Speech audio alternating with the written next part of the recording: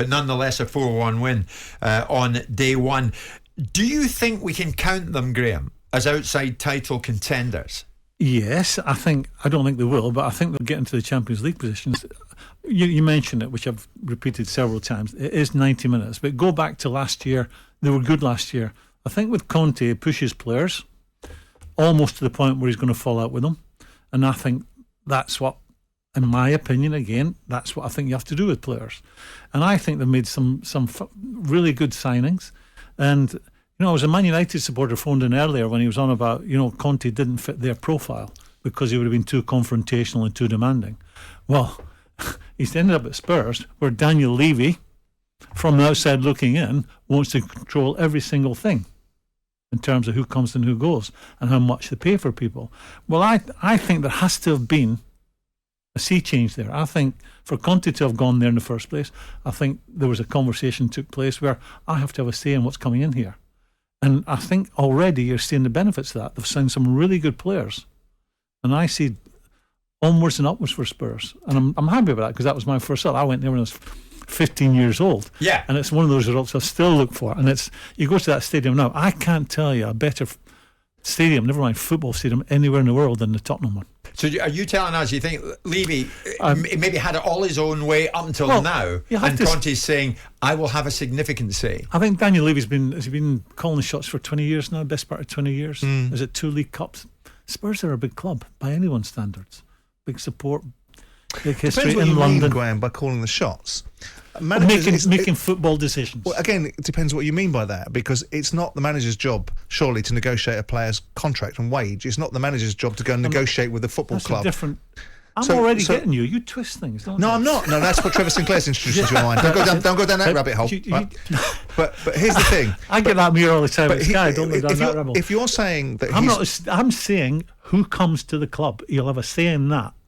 Which manager wouldn't? Did you ever have a situation where you were in a position where you weren't? I look at Spurs and I think how poorly they've done under the stewardship of Daniel Levy in terms of winning trophies. And I look at the Gareth Bale money, and I think if you look at that Gareth Bale money... Who wasted that? AVB? That's the question. He went out and spent it. Yeah, no, but who decided to buy the players they bought? They got Ericsson out of that. That's madness, Gray. You genuinely believe that Daniel Levy, and I know Daniel quite well, would sit in his boardroom... So you're defending him? No, I'm not defending him. I'm giving you an alternate view. Do you sit there and genuinely believe that Daniel Levy is going to sit there with a dog and bark for him? And go, I tell you what, I know better than you. I do believe that. The economics of a deal. I do believe that. If a manager walks into his office and goes, I want that player for 50 million quid, and Daniel says, we can't afford it, but you can have this player for 30 million quid, you want him, I believe that conversation happens, I do believe that he has had the last say on who came to that football club. Financially? No, and financially. Choosing players as well. Financially, Graham. I think you had a big say in it. The only thing he cares about is the finances of Tottenham Hotspur. When he delivered them £130 million profitability, which was the record profitability any football club had ever generated 2 or 3 years ago, his focus was build a stadium. The reason why he's put Conte in the door so you're speaking like an owner now. Stadium. You're speaking like an owner. You think an average supporter is interested in Spurs turning £130 million profit? No. But there is a backdrop. I'm loving this. Well, that £130 million profit then built them the best stadium that you just turned around and said is the best one in the world, which they are interested in, right? I love this conversation about, look at the stadium we've got. What a genius our owner is, our chairman. He put 70,000 fans rocket science to build a stadium in the modern world with income to the Premier League. Why has it taken Liverpool X amount of years to do one? Because they followed the Why haven't Everton done one? One question at a time. They followed the business plan of the Boston Red Sox, where they stayed in the city and they stayed with an old stadium and they improved it. But hold on, Liverpool have needed a new stadium long before Fenway walked in the door. They had, listen, you know and I know, for the Americans, in our soccer, it's about turning a profit.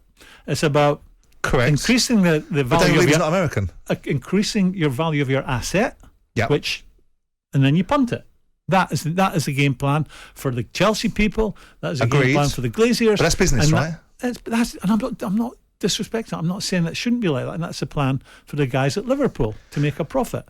But we're getting way off the subject about Daniel Levy. I believe Daniel Levy has had too big a say in who arrived at that football club, and that's why 20 years later, 2 League Cups. For Spurs, only one actually. Yeah, but now you think it all changes with Conte's around because of the man Conte is. I think Conte left Chelsea because he put it down. He wanted a say in who comes to the club, and he wasn't getting it. And he wasn't getting it. And I think, because we were talking, it was originally ironic because Man U didn't want him because he was too confrontational, but he's subsequently ended up at Spurs where he's always had a conversation. But we don't know that, whether Conte wanted to go to Man United because it's a car crash and sits there looking at it going, this is a clown camp. Why would I want to go there? They've got no backroom staff of any quality. The recruitment network isn't very good and their chief executive was away with the fairies. Either way, for my old club, it's upwards and onwards, and I think they will be challenging. I don't think they can win it, but I see them having a really good season and getting into the Champions League. Do you think Tottenham are better set to make a challenge on the title, Graeme, than say Chelsea?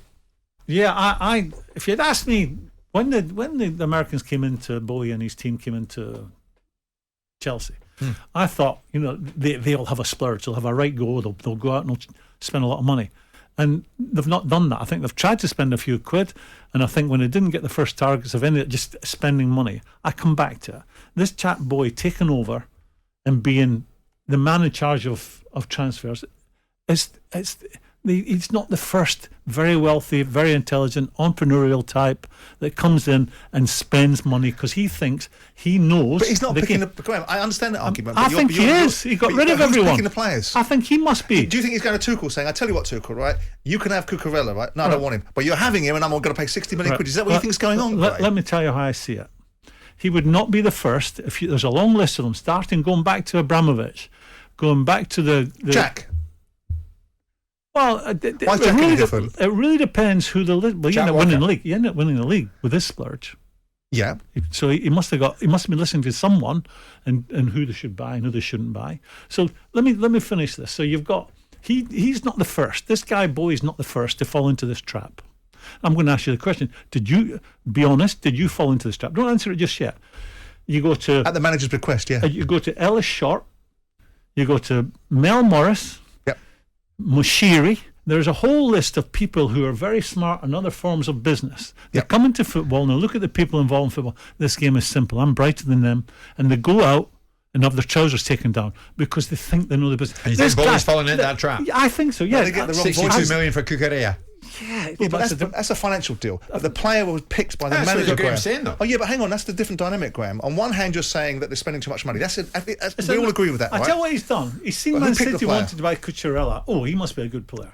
And you don't think Tuchel wants him? But wait a minute. Boy, he is coming to this football. If he's making football decisions, which I think he will, I think he'll be, again, it's important, whoever he's listening to, but I think he'll be calling shots. LA Dodgers are a baseball team.